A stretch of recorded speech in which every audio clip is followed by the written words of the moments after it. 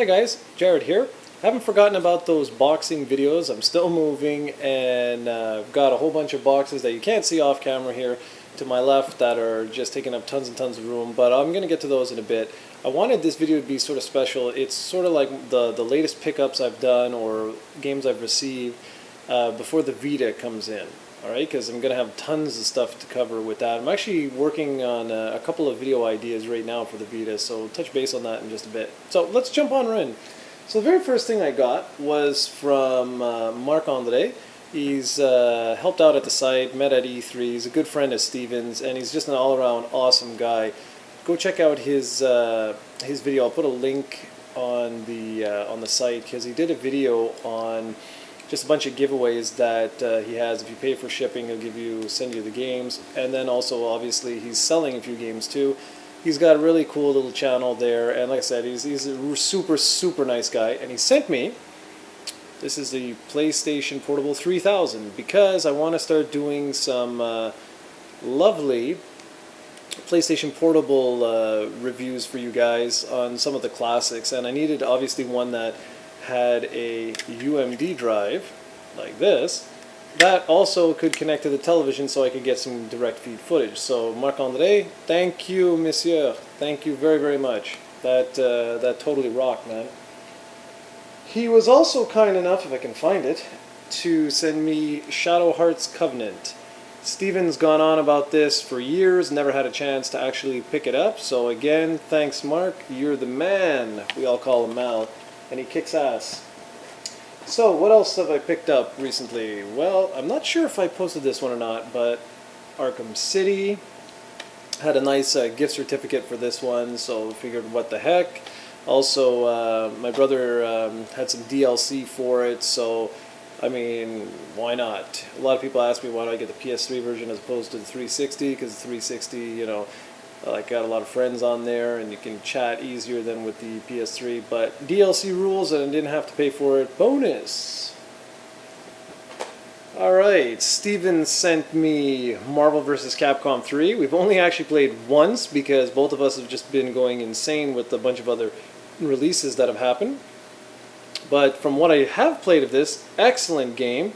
I can see why he was a little ticked off with Ultimate Marvel vs. Capcom 3 coming out only a couple months after this. But so far, like I said, what I played, really sweet. I've been really cheap this this last few months or whatever. Okay, got Disgaea 4 for the PlayStation. Always been a fan of this. Then there is the latest Atelier game. This is another NIS game. Always been a fan of that. Oh, sorry for background noise, guys. That's the laundry being done. Alright, I picked up Dragon Quest VI. I had mentioned this in the Dragon Quest video that I had done. I didn't realize that I never actually picked up the North American one before. So really excited to check this out. Steven just did a video review for this that I need to actually put on the site.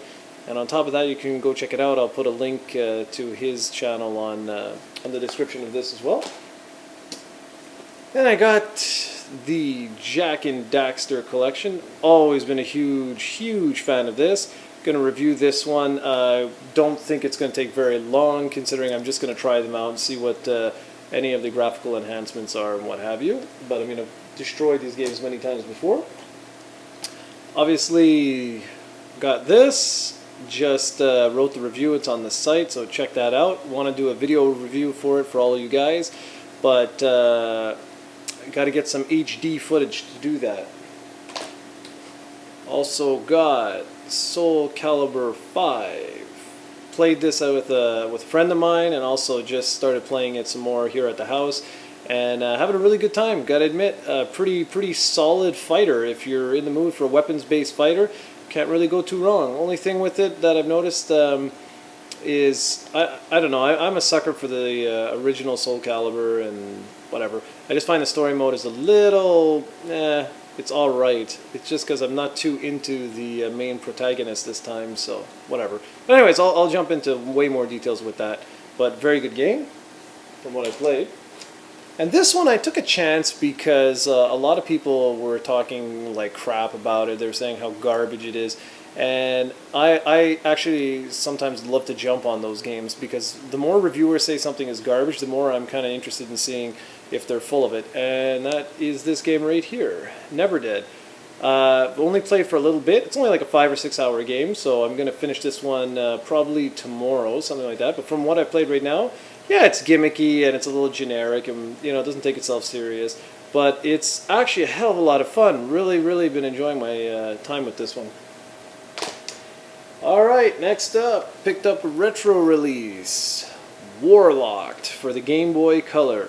Pretty good shape, all things considered. I paid like $23 shipping in, and it comes with the instruction manual and everything. Really impressed by the price of this, because these boxes are almost impossible to keep in good condition, especially when you're moving around and whatnot.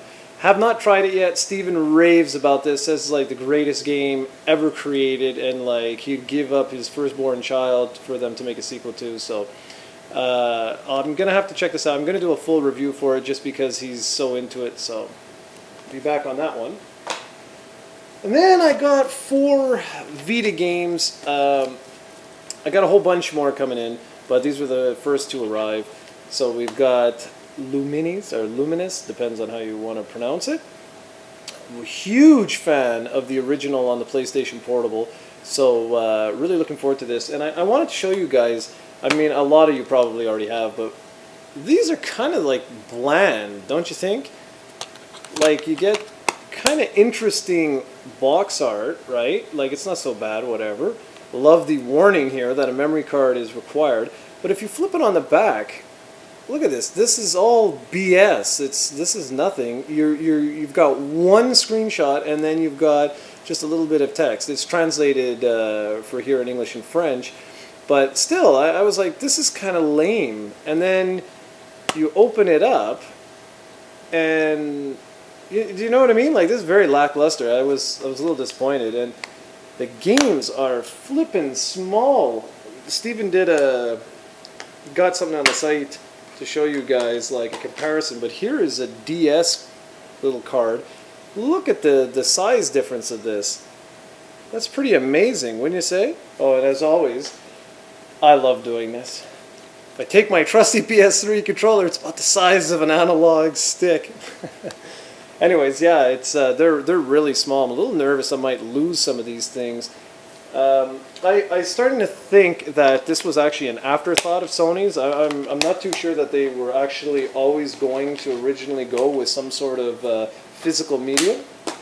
But I'm going to do another video all about that. So anyways, Luminis, or Luminous, Rayman Origins. Which one is this? Dungeon Hunter Alliance, and Asphalt Injection. And if you're wondering why I picked up some of these as opposed to many other games or whatever, those were like the only games that are actually available at the time. The other thing that's kind of important to note is that Steven's going to be covering a whole bunch of titles, and so am I. So we're trying to cover as much as we can for you guys. So that's pretty much it. That's everything that I bought before the PlayStation Vita arrives, which should be any day now. So thanks for watching, and I'll be back soon enough with another video.